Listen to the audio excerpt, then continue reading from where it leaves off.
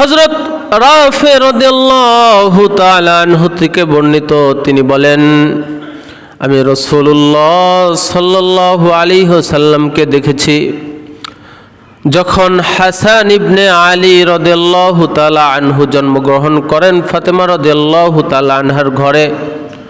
তখন রাসূলুল্লাহ সাল্লাল্লাহু আলাইহি ওয়াসাল্লাম হাসানের কানে আজান দিয়েছেন। সুন্নত হলো সন্তান ভূমিষ্ঠ হওয়ার পর তার ডান কানে আজানের বাক্যগুলো বলা এবং বাম কানে ইকামতের বাক্যগুলো বলা, এবং বড় বড় সাহাবে কেরাম আজমাইন, বড় বড় গুণী ব্যক্তিদের নামে নামকরণ করা। এই নিয়তে নামকরণ করা, ইয়া আল্লাহ, আমার সন্তানের নাম মুহাম্মদ রাখলাম যাতে করে তোমার নবী মুহাম্মদ সাল্লাল্লাহু আলাইহি ওয়াসাল্লামের মধ্যে যে সকল গুণাবলী ও বৈশিষ্ট্য রয়েছে আমার সন্তানের মধ্যেও এরকম গুণাবলী ও বৈশিষ্ট্য তো ভরপুর করে দাও। আমার সন্তানের নাম আহমদ রাখলাম, তোমার নবী মুহাম্মাদের আরেক নাম ছিল আহমদ, তার নামে নামকরণ করলাম, তুমি তাকে তার আদর্শ সৈনিক হিসেবে কবুল ও মঞ্জুর করিয়া নাও। যে আমার বাবা তো আমাকে কখনো কোরআন শিখায় নাই, আমার বাবা আমাকে নামাজ শিখায় নাই, আমার বাবা আমাকে পর্দা শিখায় নাই, আমার বড় ভাই আমাকে পর্দার জন্য নির্দেশ করে নাই, আমি খোলামেলা চলেছি, আমার ওড়না ঠিক থাকে নাই, আমি বোরকা পরে রাস্তায় বের হই নাই, আমার বাবা, আমার বড় ভাই, আমার স্বামী কখনো আমাদেরকে বাধা দেয় নাই, এজন্য আমাকে কেন একা জাহান্নামে দিবেন? আমার মা, বাবা, বড় ভাই, আমার স্বামীকেও আমাদের সাথে জাহান্নামে দিয়ে দেন। এজন্য প্রিয় ভাইরা আমার, সন্তানদেরকে জাহান্নাম থেকে বাঁচানোর দায়িত্ব আপনাদের। সম্মানিত উপস্থিতি, আল্লাহ রাব্বুল আলামিন মানব জাতিকে যত ধরনের নিয়ামত দান করেছেন তন্মধ্য থেকে অন্যতম নিয়ামত হলো সন্তানাদি। আল্লাহ তাআলা মানুষকে এই সন্তানাদির মাধ্যমে অনেক বড় একটি নিয়ামত দিয়েছেন। সুতরাং ইসলামের দৃষ্টিতে মানুষের উপর অনেক দায়িত্ব কর্তব্য রয়েছে। এই দায়িত্ব কর্তব্যের মধ্য থেকে একটা দায়িত্ব হলো নিজেদের সংশোধন করা। শুধু তাই নয়, নিজেদের সংশোধনের সাথে সাথে আমাদের সন্তানাদিদেরকেও সংশোধন করা। আমার সন্তানাদি যেন কোনো খারাপ পথে চলে না যায়, আমার সন্তানেরা যেন কোনো খারাপ কাজের সাথে জড়িত না হয়, এ ব্যাপারে আল্লাহ রাব্বুল আলামিন মানব জাতিকে নির্দেশ করেছেন। সম্মানিত উপস্থিতি, সন্তানাদি যেমনভাবে আল্লাহ পাকের পক্ষ থেকে আমাদের জন্য অনেক বড় একটি নিয়ামত, সেই জন্য সন্তানদের প্রতি মা বাবার অনেক কর্তব্য রয়েছে, অনেক দায়িত্ব রয়েছে। সন্তানের উপর মা বাবার দায়িত্ব কর্তব্যের মধ্য থেকে এক নাম্বার দায়িত্ব কর্তব্য হলো, যখন কোনো সন্তান ভূমিষ্ঠ হবে, চাই সে ছেলে হোক কিংবা মেয়ে হোক, সর্বপ্রথম মা বাবার যে কর্তব্য সেটা হলো সন্তানের কানে আজান দেওয়া। এক নাম্বার সন্তানের উপর মা বাবার কর্তব্য কি? সন্তানের কানে আজানের বাক্যগুলো বলা। এর কারণ হলো যাতে করে একটি সন্তানের পৃথিবীর আলো দেখার সাথে সাথে তার মস্তিষ্কের মধ্যে, তার ব্রেনের মধ্যে, তার কলবের মধ্যে যেন সর্বপ্রথম যে কথাগুলো যাবে, যে কথাগুলো ঢুকবে, সেটা যেন আল্লাহ রাব্বুল আলামিনের গুণগান এবং আল্লাহ রাব্বুল আলামিনের মহিমান্বিত ধ্বনিগুলো তার অন্তরের মধ্যে যা লাগে। এই জন্য সুন্নত হলো সন্তান ভূমিষ্ঠ হওয়ার পর সর্বপ্রথম সন্তানের কানে আজান দেওয়া। عن رافع قال رأيت رسول الله صلى الله عليه وسلم أذن في أذن الحسن بن علي حين ولدته فاطمة بالصلاة। হযরত রাফি রাদিয়াল্লাহু তাআলা আনহু থেকে বর্ণিত, তিনি বলেন, আমি রাসূলুল্লাহ সাল্লাল্লাহু আলাইহি ওয়াসাল্লামকে দেখেছি যখন হাসান ইবনে আলী রাদিয়াল্লাহু তাআলা আনহু জন্মগ্রহণ করেন ফাতেমা রাদিয়াল্লাহু তাআলা আনহার ঘরে। তখন রাসূলুল্লাহ সাল্লাল্লাহু আলাইহি ওয়াসাল্লাম হাসানের কানে আজান দিয়েছেন। এটা হযরত রাসূল করিম সাল্লাল্লাহু আলাইহি ওয়াসাল্লাম তার প্রিয় নাতি যখন হাসান জন্মগ্রহণ করে তখন তার কানে আজান দিয়েছিলেন। সুন্নত হলো সন্তান ভূমিষ্ঠ হওয়ার পর তার ডান কানে আজানের বাক্যগুলো বলা এবং বাম কানে ইকামতের বাক্যগুলো বলা। তাহলে মা বাবার অনেক কর্তব্যের মধ্য থেকে এক নম্বর দায়িত্ব কর্তব্য হলো সন্তান ভূমিষ্ঠ হওয়ার পর সন্তানের কানে আজান দেওয়া। 2 নম্বর, সন্তান ভূমিষ্ঠ হওয়ার পর মা বাবার দায়িত্ব কর্তব্য হলো সন্তানদের জন্য সুন্দর সুন্দর দেখে নাম রেখে দেওয়া। সন্তানের সুন্দর নাম বলতে ইসলামের দৃষ্টিতে সর্বোত্তম নাম হলো আব্দুল্লাহ, তারপরে মুহাম্মদ, আহমদ, নবীদের নাম হওয়া এবং বড় বড় সাহাবে কেরাম আজমাইন, বড় বড় গুণী ব্যক্তিদের নামে নামকরণ করা। এই নিয়তে নামকরণ করা, ইয়া আল্লাহ আমার সন্তানের নাম মুহাম্মদ রাখলাম যাতে করে তোমার নবী মুহাম্মদ সাল্লাল্লাহু আলাইহি ওয়াসাল্লামের মধ্যে যে সকল গুণাবলী ও বৈশিষ্ট্য রয়েছে আমার সন্তানের মধ্যেও এরকম গুণাবলী ও বৈশিষ্ট্য তো ভরপুর করে দাও। আমার সন্তানের নাম আহমদ রাখলাম, তোমার নবী মুহাম্মাদের আরেক নাম ছিল আহমদ, তার নামে নামকরণ করলাম, তুমি তাকে তার আদর্শ সৈনিক হিসেবে কবুল ও মঞ্জুর করিয়া নাও।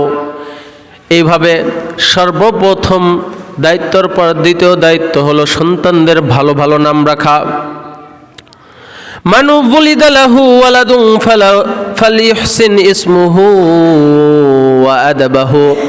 আল্লাহ রাসূল সাল্লাল্লাহু আলাইহি ওয়াসাল্লাম বলেন, সন্তান ভূমিষ্ঠ হওয়ার পর তার সুন্দর সুন্দর নাম রাখো এবং তাকে শিষ্টাচার শিক্ষা দাও। অন্যত্র বলেন, قال رسول الله صلى الله عليه وسلم تدعون يوم القيامة أسماءكم وأسماء آبائكم فليحسن أسماءكم। আল্লাহ রাসূল সাল্লাল্লাহু আলাইহি ওয়াসাল্লাম বলেন, কিয়ামতের দিন তোমাদেরকে তোমাদের এবং তোমাদের বাবাদের নাম ধরে ধরে ডাকা হবে। সুতরাং তোমরা তোমাদের সন্তানদের সুন্দর সুন্দর নাম রেখে দাও। তাহলে 2 নম্বর দায়িত্ব কর্তব্য হলো সন্তানের সুন্দর নাম রেখে দেওয়া। কিন্তু আমরা তো আমাদের সন্তানদের সুন্দর নাম রাখার পরিবর্তে নাট বল্টু, হালুয়া টাইট ইত্যাদি ইত্যাদি, ঝন্টু মন্টু কত নাম না রাখি। এমনও কিছু নাম রাখি যে নামগুলো হিন্দুদের নামের সাথেও সাদৃশ্যতা রাখে। যেমন অনেকে রনি নাম রাখি, জায়েজ না জায়েজ এটা পরের কথা, যে হুজুর ওই নাম রাখা কি জায়েজ নাই, ওটা দূর কি বাত হে, ওটা পরের কথা। কিন্তু আমি কেন এমন নাম রাখবো আমার সন্তানের যে নামগুলো হিন্দুদেরও নাম রাখে, খ্রিস্টানদেরও নাম রাখে। যেমন অনেকে রনি নাম রাখে, রনি নাম মুসলমানও রাখতেছে আবার হিন্দুরাও রাখতেছে। তাহলে যখন আপনার সন্তানকে রনি বলে সম্বোধন করা হবে, বর্তমান আমাদের যে অবস্থা, আমাদের মুখে দাড়ি থাকে না, তো যখন রনি, তখন একটা মানুষের কিন্তু বুঝতেও কষ্ট হয়ে যাবে সে হিন্দু নাকি মুসলমান। এজন্য প্রিয় ভাইরা আমার, সন্তানদের সুন্দর নাম রাখা অর্থাৎ আব্দুল্লাহ, মুহাম্মদ, আহমদ এবং নবীদের নামে নাম রাখা, অর্থবহ নাম রাখা, অর্থপূর্ণ নাম রাখা, সুন্দর সুন্দর অর্থ দেখে নাম রাখা দ্বিতীয় কর্তব্য। তৃতীয় দায়িত্ব কর্তব্য হলো সন্তান ভূমিষ্ঠ হওয়ার পর আকিকা করা।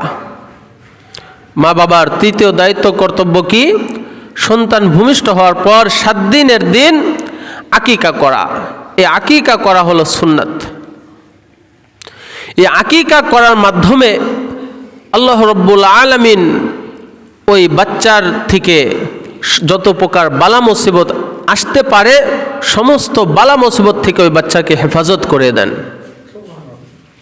এই জন্য 7 দিনের দিন বাচ্চার মাথার চুল মুন্ডানো এবং আকিকা করে দেওয়া যদি সামর্থ্য থাকে।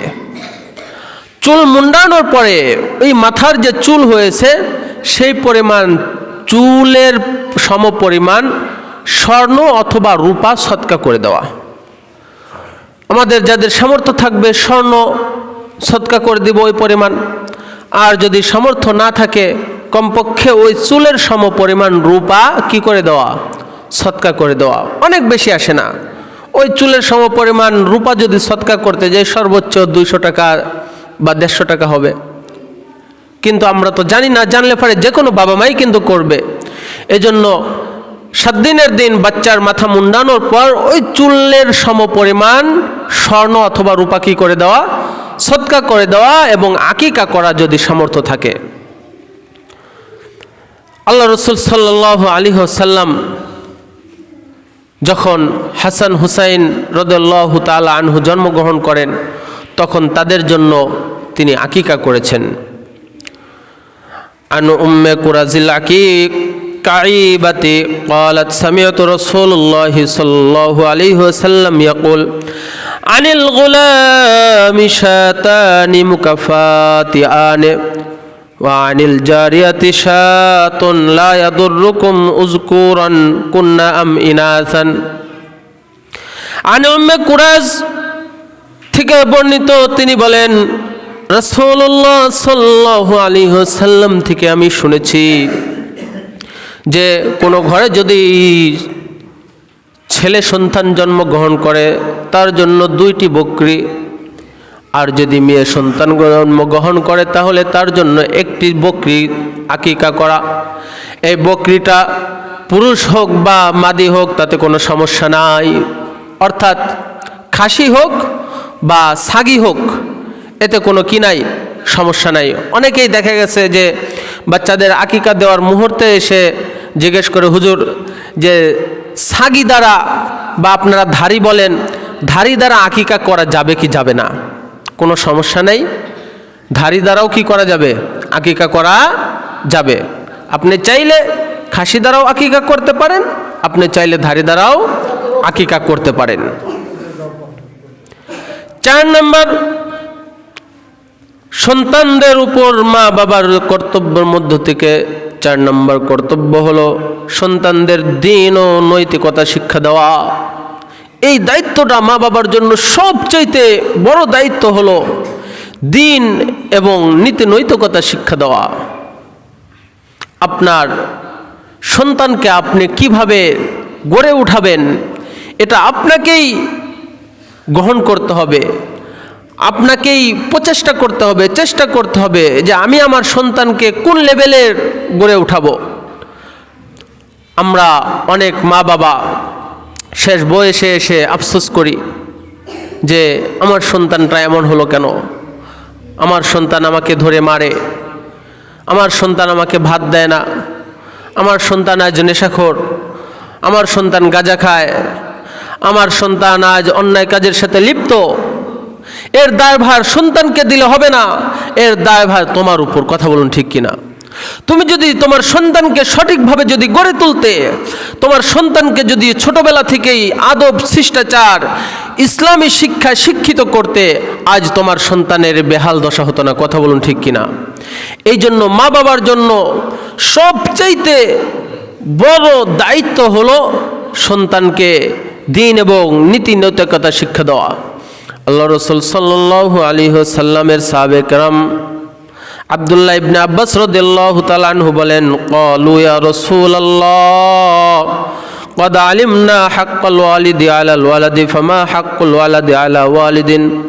ক্বালা সাল্লাল্লাহু আলাইহি ওয়াসাল্লাম, মিন হাক্কিল ওয়ালাদি আলাল ওয়ালিদি আন ইহসিনা আদাবাহু ওয়া আন ইহসিনা ইসমুহু।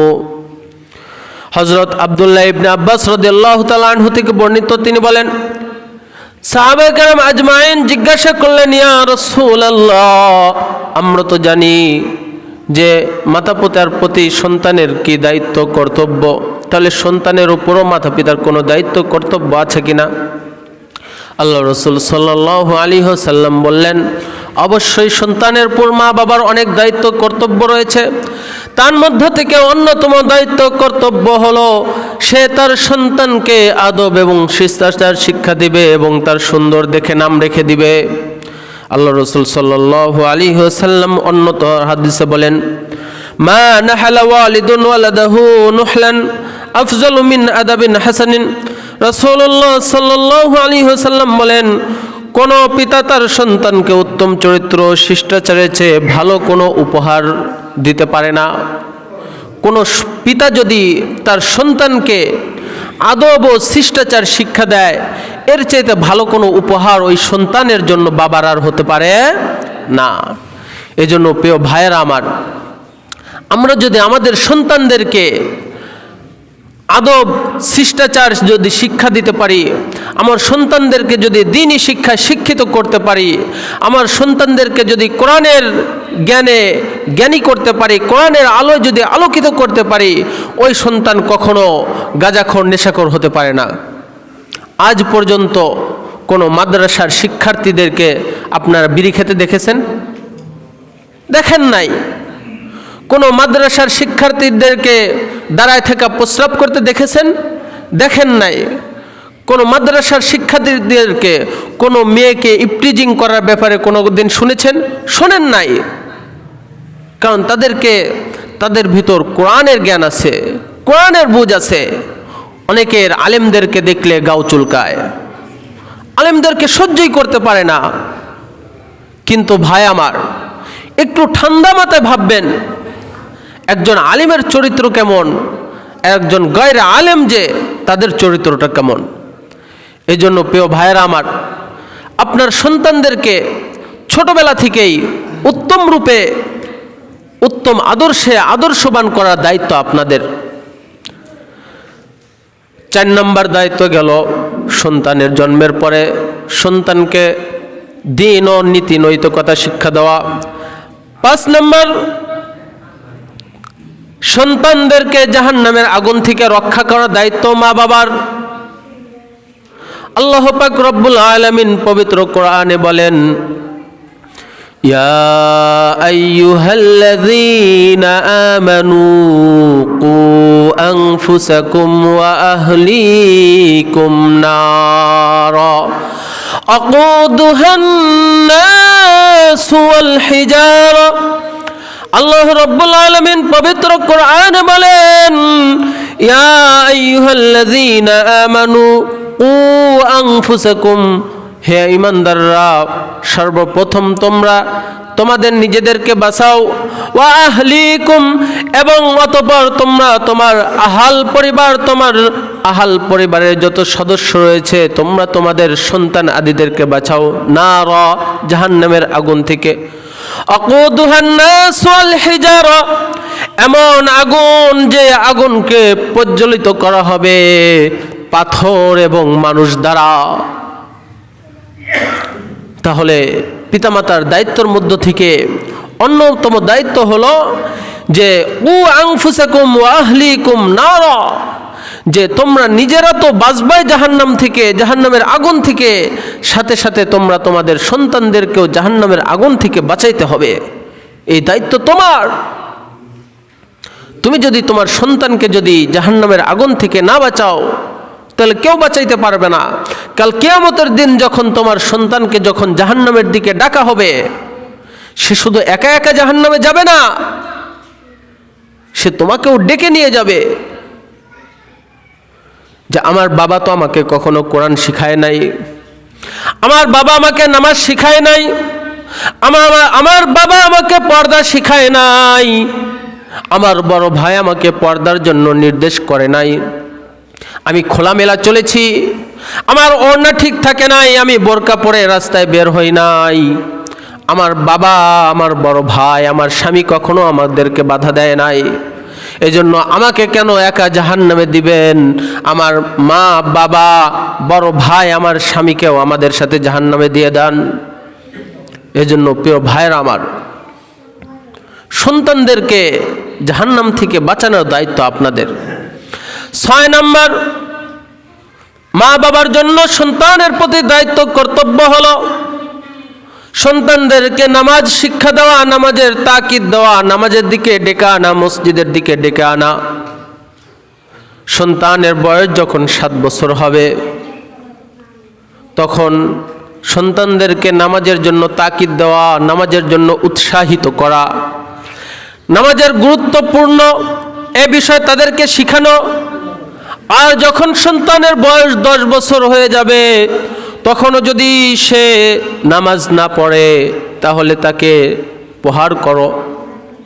আল্লাহ রাব্বুল আলামিন পবিত্র কোরআনে বলেন, আমুর আহলাকা বিসসালাতি ওয়াসতাবির আলাইহা। আল্লাহ রাব্বুল আলামিন বলেন, আমার বান্দারা, আমুর বিসসালাতি ওয়াসতাবির আলাইহা, তোমরা তোমাদের সন্তানদেরকে, তোমাদের পরিবারদেরকে নামাজের জন্য নির্দেশ দাও, নামাজের নির্দেশ দাও তোমরা তোমাদের সন্তানদেরকে। আল্লাহ রাসূল সাল্লাল্লাহু আলাইহি ওয়াসাল্লাম বলেন, মুরু আওলাদাকুম বিসসালাতি ওয়া হুম আবনাউ 7 সিনিন ওয়াদরিবুহুম আলাইহা ওয়া হুম আবনাউ 10। আল্লাহ রাসূল সাল্লাল্লাহু আলাইহি ওয়াসাল্লাম বলেন, তোমাদের সন্তানের বয়স যখন 7 বছর হয় তখন তোমরা তোমাদের সন্তানদেরকে নামাজের নির্দেশ দাও। আদরিবুহুম আলাইহা ওয়া হুম আবনাউ 10। আর যখন তোমার সন্তানের বয়স 10 বছর হয়ে যায় তখনও যদি সে নামাজ না পড়ে তাহলে তোমরা তাদেরকে প্রহার করো। তাহলে এই হাদিস এবং কোরআনের আয়াত দ্বারা আমাদের বুঝে আসলো, আমরা তো আমাদের সন্তানদেরকে বলি এখনো বড় হয় নাই, এখনো বড় হয় নাই, অথচ যখন 7 বছর বয়স হয়ে যাবে তখন থেকেই তাদেরকে নামাজের নির্দেশ দেওয়ার কথা কে বলেছেন? আল্লাহ রাসূল সাল্লাল্লাহু আলাইহি ওয়াসাল্লাম বলেছেন। অথচ আমরা অনেকে এমনও আছি 7 বছর 10 বছর বয়সের বাচ্চারা যদি মসজিদে আসে তাহলে আমরা নাক ছিটকাই। কথা বলুন ঠিক কিনা? আমরা মনে করি এরা মসজিদে আসবে কেন? আসলে দুষ্টামি করবে, ফাজলামি করবে, এরা কেন মসজিদে আসবে? আমরা আরো দূর দূর দূর দূর করি, তারা দুষ্টামি করুক, ফাজলামি করুক, কিন্তু তারা এখান থেকে শিখবে। তাদেরকে আমাদেরকে শিখাইতে হবে যে মসজিদে আসলে এরকম দুষ্টামি করা যাবে না। কিন্তু আমরা যদি তাদের উপর কড়া ভাষা প্রয়োগ করি, আমরা যদি তাদেরকে রাগারাগি করি তাহলে তো তারা মসজিদে আসবে না। অথচ আল্লাহ রাসূল সাল্লাল্লাহু আলাইহি ওয়াসাল্লাম নির্দেশ দিয়েছেন যে 7 বছরের বাচ্চাদেরকে নামাজের কি দাও, আদেশ দাও, তোমরা মসজিদে নিয়ে আসো। আর আমরা মসজিদে নিয়ে আসার পরিবর্তে আমরা আরো তাদেরকে দূর দূর দূর দূর করি। মুরব্বী টাইপের লোকেরা এই কাজটা বেশি করেন। আমি কাউকে নির্দিষ্ট করে বলতেছি না, সব মসজিদে আল্লাহ রাব্বুল আলামিন অনেক এলাকা আমাকে ঘুরাইছে, যে যেখানেই নিজ এলাকাতেও দেখা গেছে মুরব্বীরা এই ছোট বাচ্চাদেরকে অনেক সময় একটু দুষ্টামি করে, দেখা গেছে নামাজ পড়তেছে তার আগ দিয়ে দৌড় মেরে চলে যায়, পারেতে না ধরে ওই বাচ্চাকে মারে। আরে বাচ্চা তো বাচ্চা সুলভ আচরণ করবে, তাদেরকে শিখাইতে হবে, শিক্ষা দিতে হবে। তাছাড়া তো আল্লাহ রাসূল সাল্লাল্লাহু আলাইহি ওয়াসাল্লামের আদেশ পালন হলো না। যখন 10 বছর হয়ে যাবে তখনও নামাজের জন্য আনলাম না, 12 বছর হয়ে যাবে তখনও নামাজের জন্য আনলাম না, তাহলে সে নামাজটা শিখবে কবে? বুড়া বয়সে, যে বয়সে নামাজের কোনো ওইরকম ইয়েই নাই। আপনি বৃদ্ধ হয়ে গেছেন, আপনার বয়স হয়ে গেছে, আপনি ঠিক মতো রুকু করতে পারেন না, আপনার ওযু আছে কি না চলে গেছে আপনার ধারণা নাই। কারণ মানুষের বয়স হলে তো তার সকল অঙ্গ প্রত্যঙ্গ তো ঢিলাঢালা হয়ে যায়, ঠিকমতো রুকু করতে পারবে না, ঠিকমতো সেজদা করতে পারবে না। তাহলে তোমার তো নামাজ শিখতে হবে, তোমার ছোটকাল থেকে নামাজ শিখতে হবে, আর পুরা দমে নামাজ এবং ইসলামের কাজ করতে হবে যৌবন বয়সে। কথা বলুন ঠিক কিনা? এই জন্য প্রিয় ভাইয়েরা আমার, আমরা আমাদের বাচ্চাদেরকে 7 বছর বয়স থেকেই নামাজের জন্য নির্দেশ করব, বুঝাবো, সাথে করে নিয়ে আসব। মসজিদের আদব রক্ষা করার দায়িত্ব আপনাদের। আপনি আপনার সন্তানকে সাথে করে নিয়ে আসবেন, আপনার সাথে রাখবেন, যাতে সে দুষ্টামিও না করে, এদিকেও খেয়াল রাখা। কিন্তু তাদেরকে 7 বছর বয়স থেকে মসজিদমুখী করার দায়িত্ব কাদের? আমাদের। তাহলে 6 নম্বর দায়িত্ব কর্তব্য হলো যে সন্তানদেরকে নামাজ শিক্ষা দেওয়া। 7 নম্বর, আল্লাহ রাসূল সাল্লাল্লাহু আলাইহি ওয়াসাল্লাম বলেন শিশুদেরকে সর্বোত্তমভাবে লালন পালন করা। আল্লাহ রাসূল সাল্লাল্লাহু আলাইহি ওয়াসাল্লাম বলেন যখন আল্লাহ রাব্বুল আলামিন তোমার ঘরে কোনো সন্তান দেয়, সেই সন্তানের ভালোভাবে খেয়াল রাখবা, উত্তমভাবে তাকে লালন পালন করবা, তার ভরণ পোষণের মধ্যে কোনো রকম কমতি রাখা যাবে না। শুধু তাই নয়, আল্লাহ রাসূল সাল্লাল্লাহু আলাইহি ওয়াসাল্লাম বলেন কোনো ঘরে যদি কোনো মেয়ে সন্তান জন্মগ্রহণ করে, সেই বাবা যদি সেই মেয়ে সন্তানকে, কন্যা সন্তানকে যদি উত্তম রূপে যদি বড় করে উঠায়, আল্লাহ রাসূল সাল্লাল্লাহু আলাইহি ওয়াসাল্লাম বলেন ওই সন্তানের মাধ্যমে, ওই কন্যা সন্তানের মাধ্যমে তোমাকে জাহান্নাম থেকে মুক্ত করে দেওয়া হবে। সুবহানাল্লাহ। আমরা অনেকেই কন্যা সন্তান হলে আমাদের মন খারাপ হয়ে যায়। আল্লাহ রাসূল সাল্লাল্লাহু আলাইহি ওয়াসাল্লাম বলেন সন্তানদেরকে উত্তমভাবে গড়ে তোলা। এক সাহাবী ছোটবেলায় আল্লাহ রাসূল সাল্লাল্লাহু আলাইহি ওয়াসাল্লামের সান্নিধ্যে ছিল। আল্লাহ রাসূল সাল্লাল্লাহু আলাইহি ওয়াসাল্লামের সাথে খাবার খায়। খাবার খাওয়ার সময় ওই সাহাবী, শিশু সাহাবী ওই প্লেটের এখান থেকে ওখান থেকে টুকরে টুকরে খাচ্ছিল। আল্লাহ রাসূল সাল্লাল্লাহু আলাইহি ওয়াসাল্লাম বললেন ইয়া গোলাম সাম্মিল্লাহ ওয়া কুল বিয়ামিনিকা ওয়া কুল মিম্মা ইয়ালিকা। আল্লাহ রাসূল সাল্লাল্লাহু আলাইহি ওয়াসাল্লাম বললেন হে শিশু, হে বৎস, তুমি আল্লাহর নাম নিয়ে অর্থাৎ বিসমিল্লাহ বলে খাওয়া শুরু করো এবং তুমি তোমার ডান হাত দিয়ে খাবার খাও এবং তুমি তোমার সম্মুখ ভাগ থেকে খাবার খাওয়া শুরু করো। তার মানে শিশুদেরকে ছোটবেলা থেকে তাদেরকে আদব শিষ্টাচার শিক্ষা দিতে হবে। তারা কিভাবে খাবার খাবে এটাও শিক্ষা দেওয়ার দায়িত্ব কাদের? আমার, আপনার। 8 নাম্বার, আগে আপনি যদি সন্তানদেরকে সঠিকভাবে লালন পালন করতে পারেন তাহলে ওই সন্তানও আপনাকে সঠিকভাবে দেখাশোনা করবে। একটি ঘটনা শুনুন।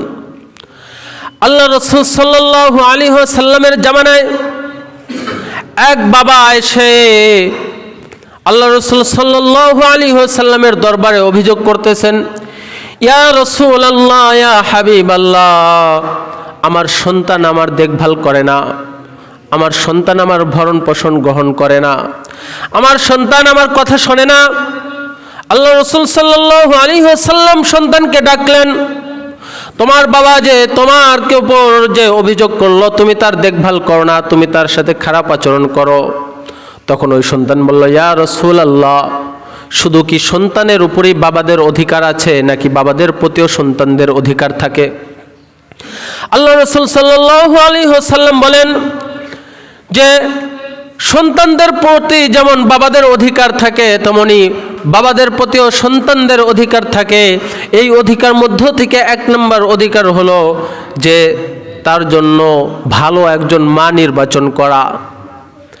1 নম্বর বাবাদের কর্তব্য হলো তার সন্তানের জন্য ভালো মা নির্বাচন করা। 2 নম্বর তার সুন্দর নাম রাখা। 3 নম্বর তাকে কোরআন শিক্ষা দেওয়া। তখন ওই সন্তান বলতেছেন, ইয়া রাসূলুল্লাহ, ইয়া হাবিবাল্লাহ, আমার বাবা তো এই 3টার মধ্য থেকে কোনোটাই আমার জন্য করে নাই। আমার বাবা আমার জন্য ভালো একজন মা এনে দিতে পারে নাই, আমার বাবা আমার জন্য ভালো মা নির্বাচন করে নাই। আমার বাবা তো বিয়ে করেছিল মাজুসি অর্থাৎ অগ্নি পূজকের একজন হাবশি দাসীকে সে বিবাহ করেছিল। একজন দাসী যে ছিল অগ্নি পূজকের দাসী, সে এসেছিল আমার মা। আর একজন অগ্নি পূজকের দাসী যে বান্দি ছিল, দাসী ছিল, সে কখনো ভালো মা হতে পারে না। 2 নম্বর, আমার নাম রাখা হয়েছিল জোয়াল। জোয়াল একজন খারাপ মানুষের নাম, নিকৃষ্ট মানুষের নাম। তাহলে আমার বাবা আমার ভালো নামও নির্বাচন করে নাই, ভালো নামও রাখে নাই। 3 নম্বর, কোরআন শিক্ষা দেওয়া তো দূর কি বাত है, কোরআন শিক্ষা দেওয়া তো অনেক দূরের কথা, কোরআনের একটি হরফ আমাকে শিক্ষা দেয় নাই।